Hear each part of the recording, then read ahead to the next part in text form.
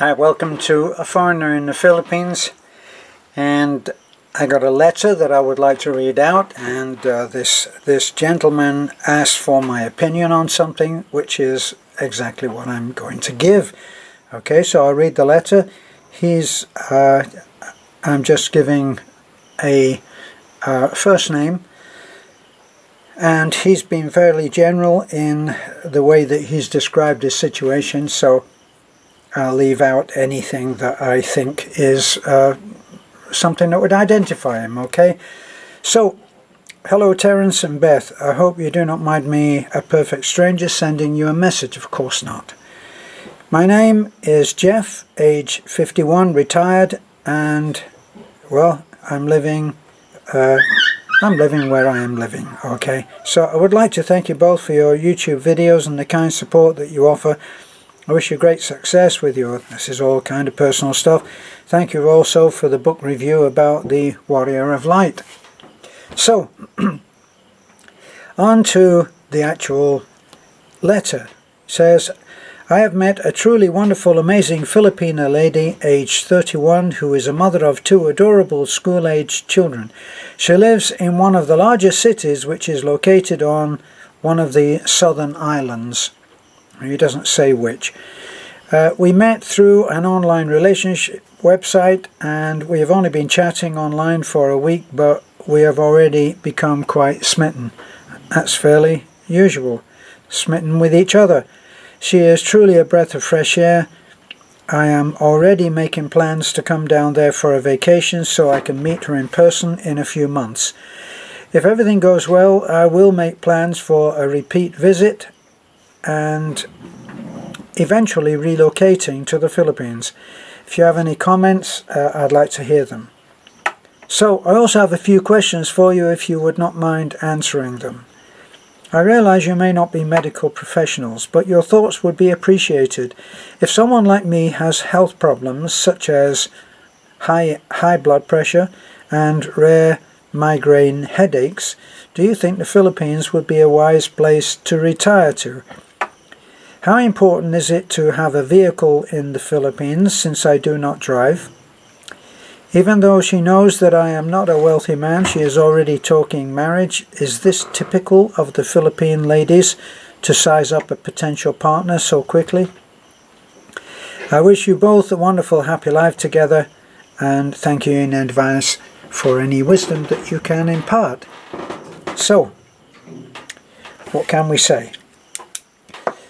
Let's look at the questions as they come to mind. Is it necessary to drive in the Philippines? You said that she is living in a city. Now, if she's living in a city, there's no need. It would probably be better if you didn't drive. If you live in the province and you're in an isolated place, then obviously the ability to drive and own a car would be something that would be advisable. Now, if you're thinking of, on that question, if you're thinking of coming in, say, perhaps a year or maybe 2 years, then it wouldn't be a huge challenge for you to learn to drive, unless you have some reason, like you may have a physical defect, physical problem, which would prevent you from learning to drive, in which case you would be down to public transport. In the Philippines, public transport is incredible. As long as I can walk down to the road 2 miles, I can get a tricycle, a van, a bus, and probably will not have to wait very long for that to happen. What will it cost me from Talibon to get to the point where I can walk up to my mountaintop home, about 18 kilometers? What would that cost me? If I wanted to ride in a tricycle on my own, I could go and bargain with a tricycle driver. Actually, I don't bargain with them. I just go down there and I offer what I think is a fair price. And that actually is a little bit under $3. That's the going rate. I go there and I say I need to go to, and you talk to tricycle drivers who will be hanging out, waiting for fares. And go, say, I need to go to Burgos, and then when one says, yeah, I'd be interested in doing that, I say, I'll pay 150 pesos. He thinks about that. It's a fair price, so there's no problem, there's no issue. When I get to the other end, if I think that he's transported me safely by myself and I feel safe, then I might give him 160, which is a 10 peso tip, and he will be very pleased. This is not taking advantage of people here, it's going with the flow. If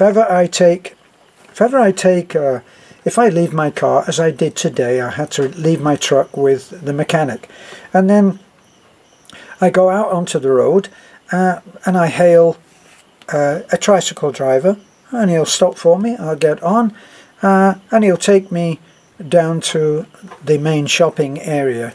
Now, the fare for that is somewhere like 8 or 10 pesos, and I always pay at least 10 or 15. And I play that quite happily, especially if he's picked me up when he was actually going in the other direction and he turns around for me and comes back and takes me. I pay that very happily. So, do you need a car? Not really. But it wouldn't be an insurmountable problem to be able to learn to drive, is my thought. I'm not sure who is the loudest, the dogs fighting or Beth telling them to be quiet. Sorry. Probably Beth. So, what else?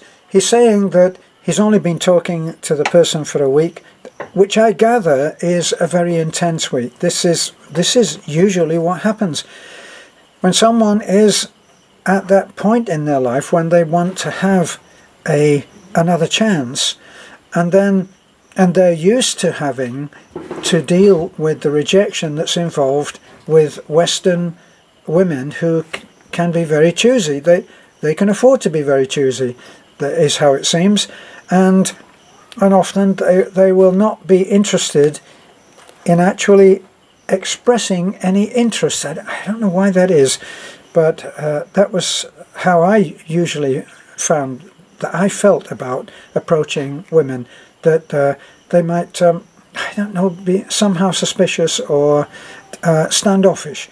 Well, you won't find that Filipina women are like that. They're not standoffish, and if you are even a moderately reasonable looking guy, then you won't have any trouble finding women that will talk to you, and you could do any number of chats in a day.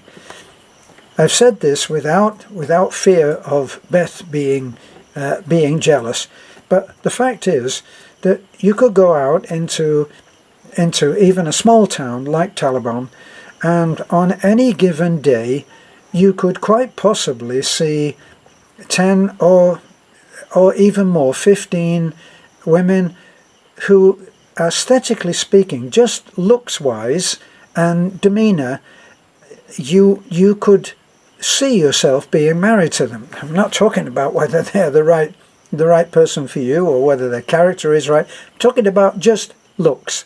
Okay, you would find that many women who, if everything panned out really wonderfully, then any one of them would aesthetically be good for you, right? But you've already, in your case, Jeff, you've already found the lady that you think is going to be perfect, and boy, that's a hope and a wish that I would go along with any day of the week.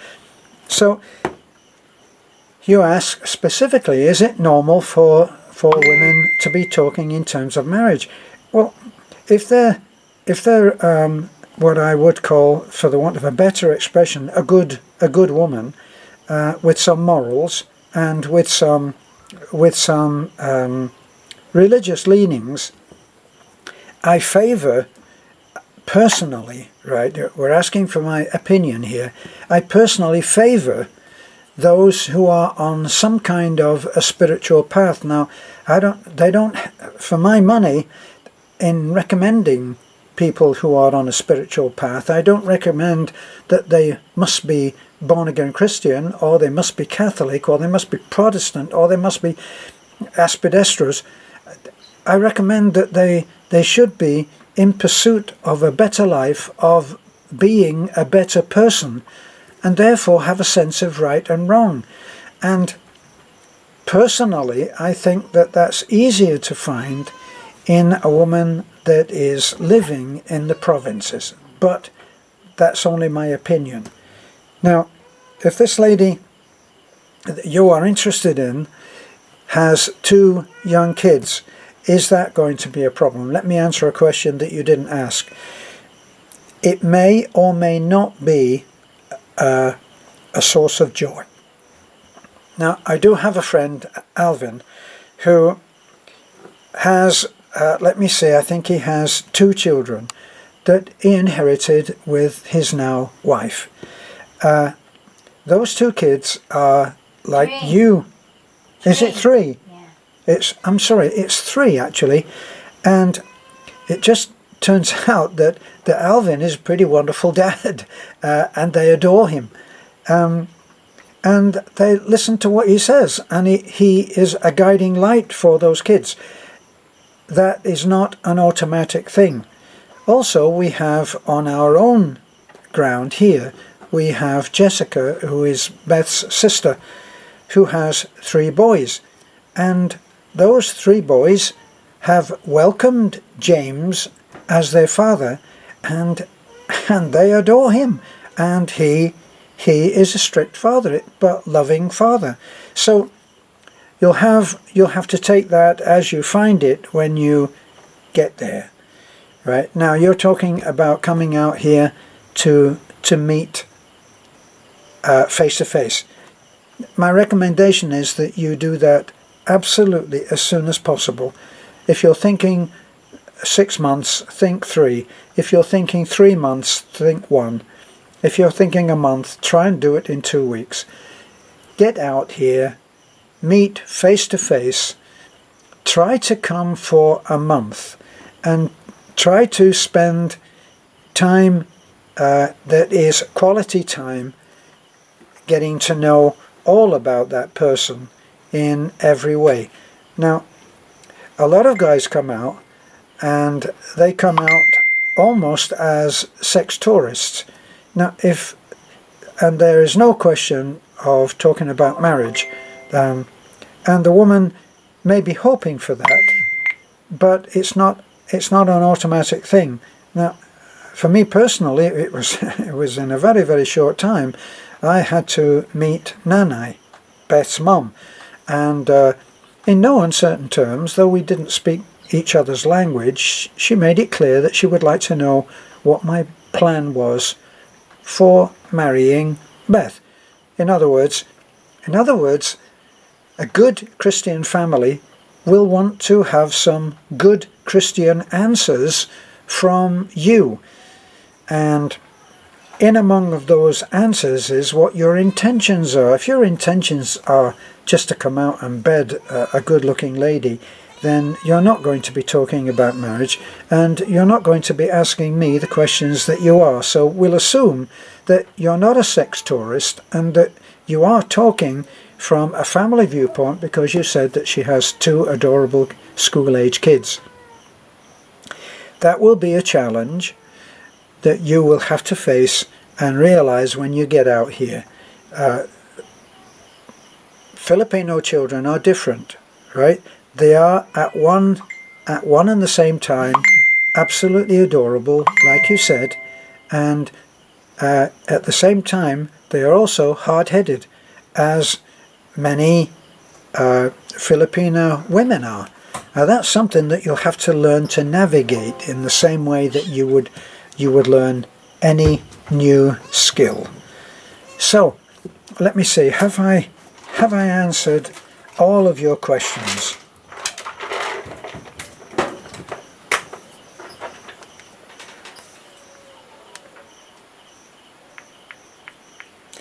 So, the health question, that was the one that needed to be answered. Right, now, you say, such as low blood pressure, and migraine headaches. Let me put something to you that happened, that's on the basis of an experience that happened to me. When I came out here, I got a little bit too enthusiastic in the gym, and I upset my sciatic nerve, got trapped, and don't know whether you've ever had that. It's a thing that comes and goes if you're not very careful when you're doing certain physical routines. And boy, I could only walk with difficulty, and I felt much more comfortable when I was lying on my back in bed, on the bed, and not doing very much. So getting out and about was difficult. That was a real challenge. Well, after about 2 or 3 weeks, I realized I was staying as a guest in a house with a family. And I realized, no, I'm going to have to actually do something about this. So I eventually, by talking to Uncle Joey took me to a doctor. And the doctor, I had been advised by my American friends to have a particular injection which actually would dull the pain and have me walking again. I've forgotten the steroid. I think it was a steroid injection. I'm not quite sure. But anyway, it was something that was done into the base of the spine.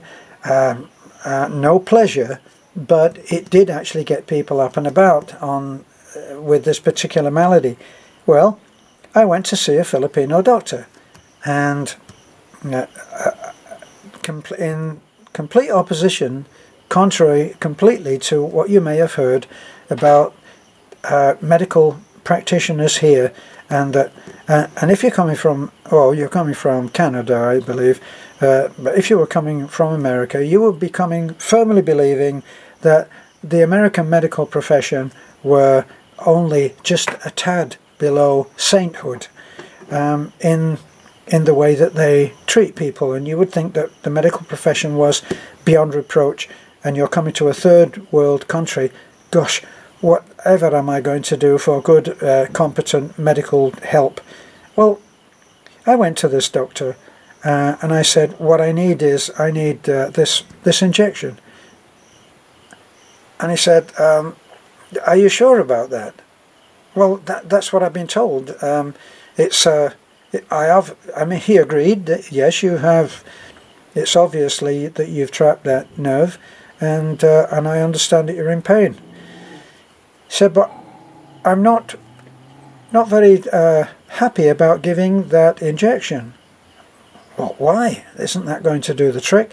He said, actually, it's an extremely invasive injection, and it's not guaranteed to do anything, and it will, well, he gave his reasons for why that wouldn't happen. What do you suggest? I asked. So he says, well, you can go to this clinic that I work with. It's a therapy clinic.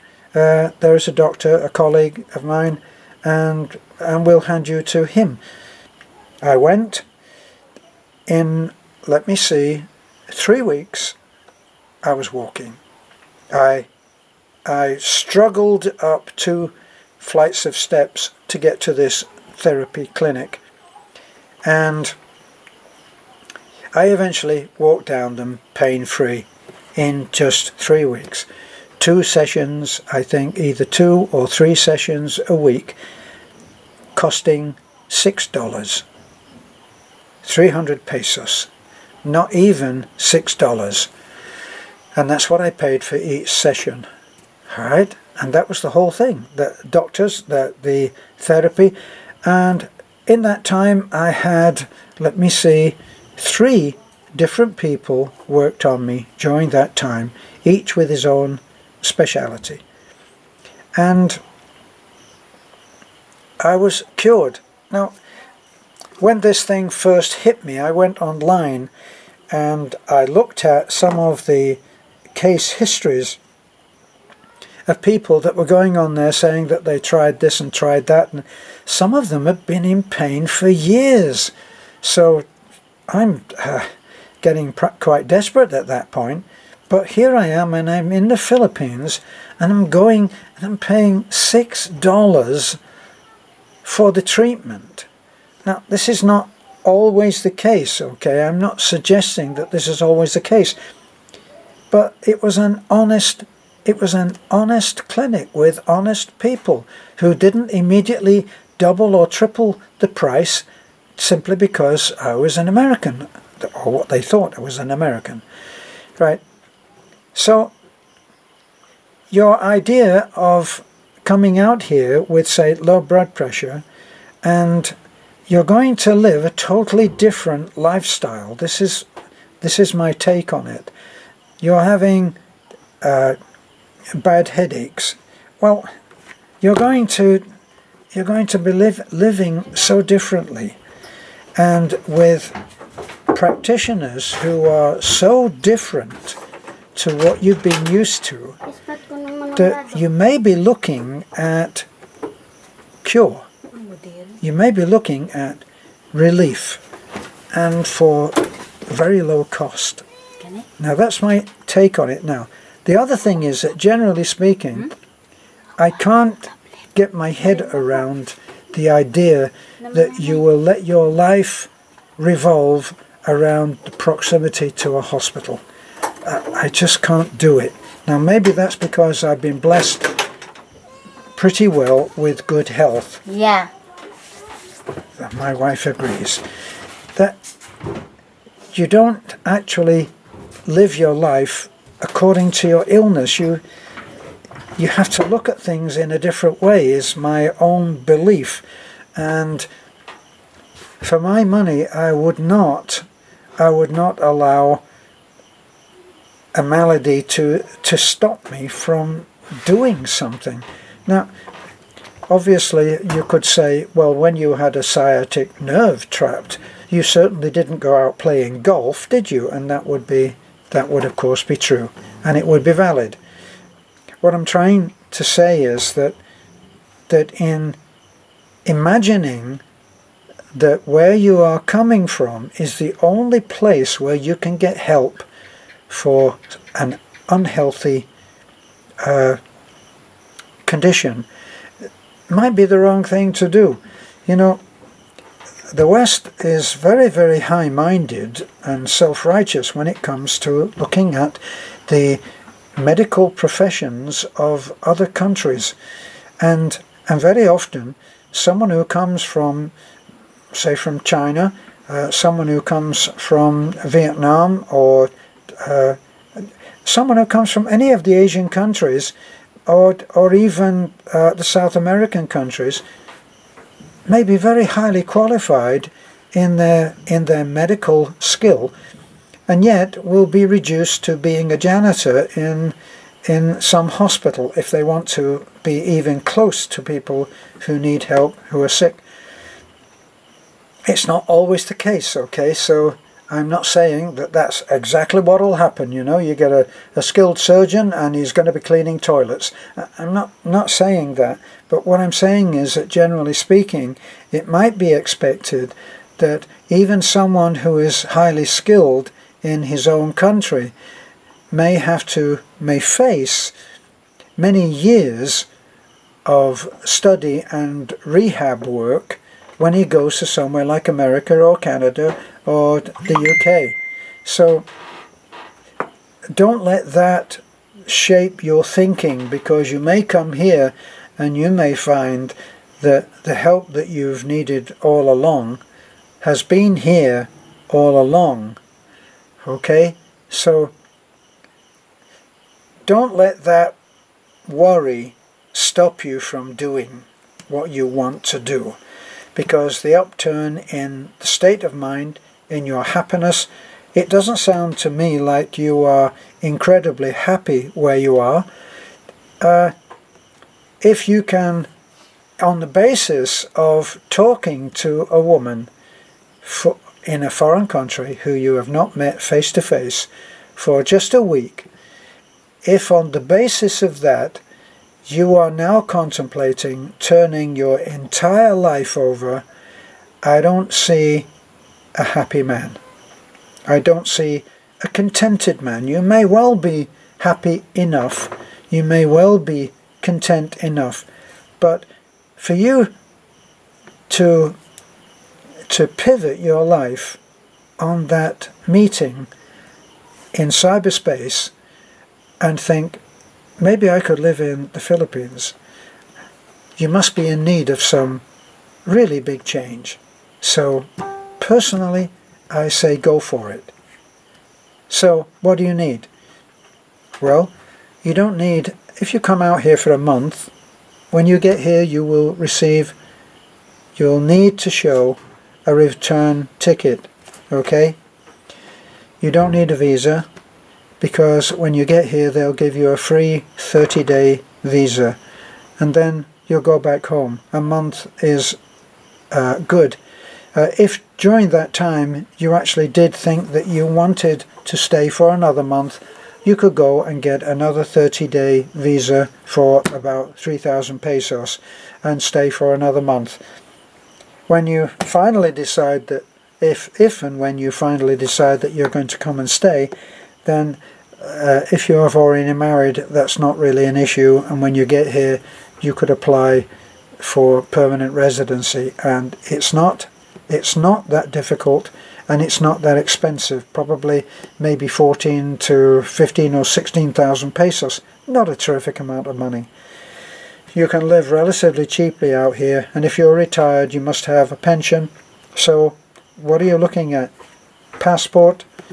I don't know, you might want to bring all of your divorce papers with you in case you do decide that that's something that you want to do. That will be up to you. Come prepared for any eventuality is what I would say. Bring an ATM card with you. Tell the bank that you're coming out to the Philippines and to expect cash draws on your card from wherever it is that you are going south of the South Philippines, and they'll make a note on your card that you're going to do that with your credit card as well. Make sure that they know what you're doing, and then you won't suffer any refusals when you're out here with having the challenge of making very difficult phone calls on this system that's out here. So I wish you luck. I hope that this video has helped you, Jeff, and I really hope to hear a fabulous success story, a love story, in the not too far distant future. Get yourself out here, that's what's important, and look at where you would like to live, because when you come out here that's also part of what you're looking to decide. Thanks for looking in. This is A Foreigner in the Philippines. Don't forget to like, comment, subscribe, share, whatever you think will help others. Bye for now.